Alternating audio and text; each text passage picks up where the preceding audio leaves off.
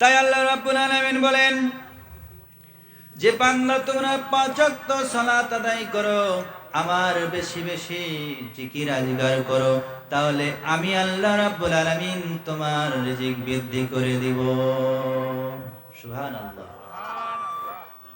শুধু তাই নয়, আল্লাহ রাব্বুল আলামিন আল্লাহর হাবিব জনাবি মুহাম্মদুর রাসূলুল্লাহ সাল্লাল্লাহু আলাইহি সাল্লাম আবু মুনিব রাদিয়াল্লাহু আনহু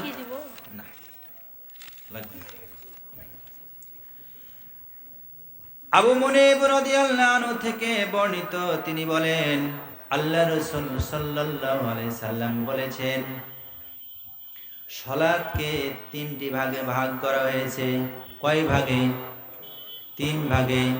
কয় ভাগে ভাগ করা হয়েছে? 3 ভাগে। একটি হচ্ছে পবিত্রতার মাধ্যমে, 1 নাম্বার হচ্ছে পবিত্রতার মাধ্যমে অর্থাৎ ওযুর মাধ্যমে, আর একটি হচ্ছে রুকুর মাধ্যমে, আর একটি হচ্ছে সিজদার মাধ্যমে। এই 3 স্তরে ভাগ করে দিয়েছেন আল্লাহ রাব্বুল আলামিন সালাতকে। তাহলে আমাদেরকে সুন্দর করে ওযু করতে হবে, পবিত্র হতে হবে। 4 নাম্বার যে আমি আলোচনাটা করেছিলাম যে সুন্দর করে ওযু করা, সুন্দর করে ওযু করে পাক পবিত্র হয়ে যে ব্যক্তি মসজিদে গিয়ে সালাত আদায় করবে, ওই অবস্থায় মৃত্যুবরণ করলে আল্লাহ রাব্বুল আলামিন তাকে জান্নাতে দেওয়ার জন্য নিজেই জামিনদার হয়ে যান।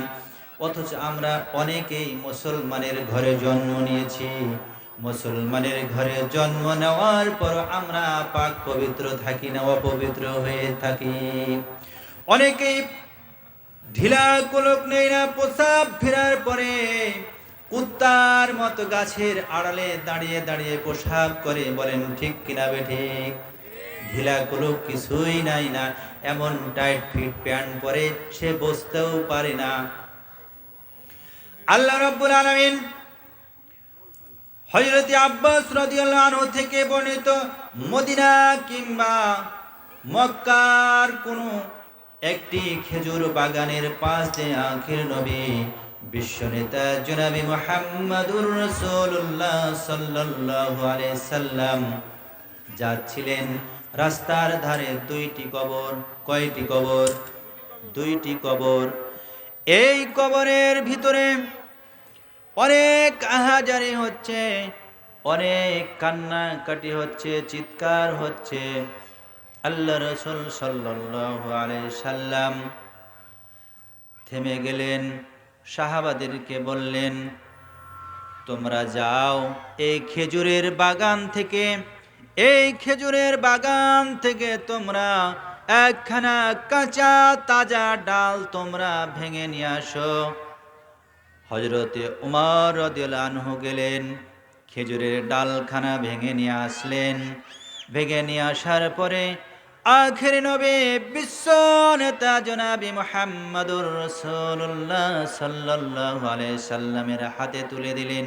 তখনও বুঝছেন না কি কারণে আল্লাহ রাসূল খেজুরের ডাল ভেঙে নিয়ে আসতে বললেন। আল্লাহ রাসূল আখির নবী বিশ্ব নেতা জনাবি মুহাম্মদুর রাসূলুল্লাহ সাল্লাল্লাহু আলাইহি সাল্লাম ওই খেজুরের ডালখানা হাতে নিয়ে 2টা টুকরা করলেন। আমার দিয়ে খেয়াল করে দেখেন, একখানা খেজুরের ডাল হাতে নিয়ে আল্লাহ রাসূল সাল্লাল্লাহু আলাইহি সাল্লাম 2টা টুকরা করলেন। 2টা টুকরা করে 2টা কবরের উপর পুঁতে দিলেন। সাহাবারা বলছেন, ইয়া রাসূলুল্লাহ সাল্লাল্লাহু আলাইহি সাল্লাম, ঘটনা কি কিছুই তো বুঝলাম না।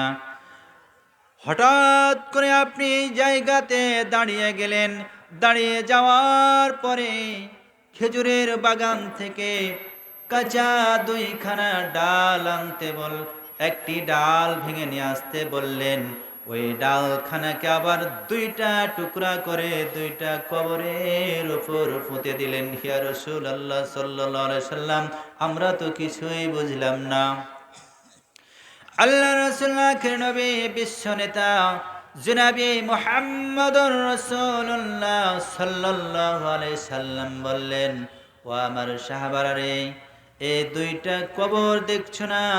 এই দুইটা কবরের ভিতরে আযাব হচ্ছে, কান্নার আওয়াজ শুনতে পাওয়া যাচ্ছে, চিৎকার শুনতে পাওয়া যাচ্ছে। তাই আমি খেজুরের ডাল দুইখানা দুইটা কবরের ওপর আমি পুঁতে দিলাম। এই ডাল দুইখানা যতদিন পর্যন্ত জীবিত থাকবে, ততদিন পর্যন্ত আল্লাহ রাব্বুল আলামিন এই কবরের আযাব কিছুটা হালকা করে রাখবে। বলেন সুবহানাল্লাহ।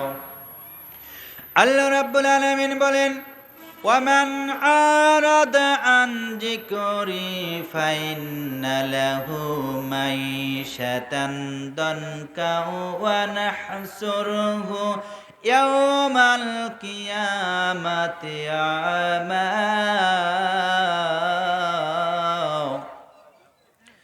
ক্বালা রাব্বি লিমা হাশারতানি আমা وقد كنت بشيرا। ভাইরা আমার, আল্লাহ রাব্বুল আলামিন প্রত্যেক গাছপালা তরুলতা সর্বদা 24 ঘন্টা আল্লাহ রাব্বুল আলামিনের জিকির করেন। তাই আল্লাহ রাসূল আখির নবী বিশ্ব নেতা জনাবে মুহাম্মদুর রাসূলুল্লাহ সাল্লাল্লাহু আলাইহি সাল্লাম সে ডাল দুইখানা কবরের উপর পুঁতে দিয়েছিলেন। যতদিন পর্যন্ত ওই ডাল দুইখানা জীবিত থাকবে, ততদিন পর্যন্ত কবরের আযাব বন্ধ থাকবে। বলেন সুবহানাল্লাহ। সম্মানিত দিনী ভাই ও বোনেরা, আসলে বড় ভাই চলে এসেছেন। মোমবাতি, আসলে বিদ্যুতের কাছে মোমবাতির আলো শোভা পায় না, বিদ্যুতের আলোর কাছে মোমবাতির শোভা পায় না। অতএব আমার বড় ভাই চলে এসেছেন, বক্তা চলে এসেছেন। আমি আর সামনে না আগে আমি এখান থেকেই সমাপ্তি করছি। আসসালামু আলাইকুম ওয়া রাহমাতুল্লাহ।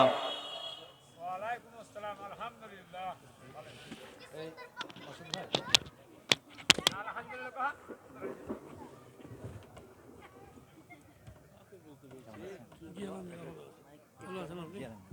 আরেকটা ইয়া টানেন। আমিন।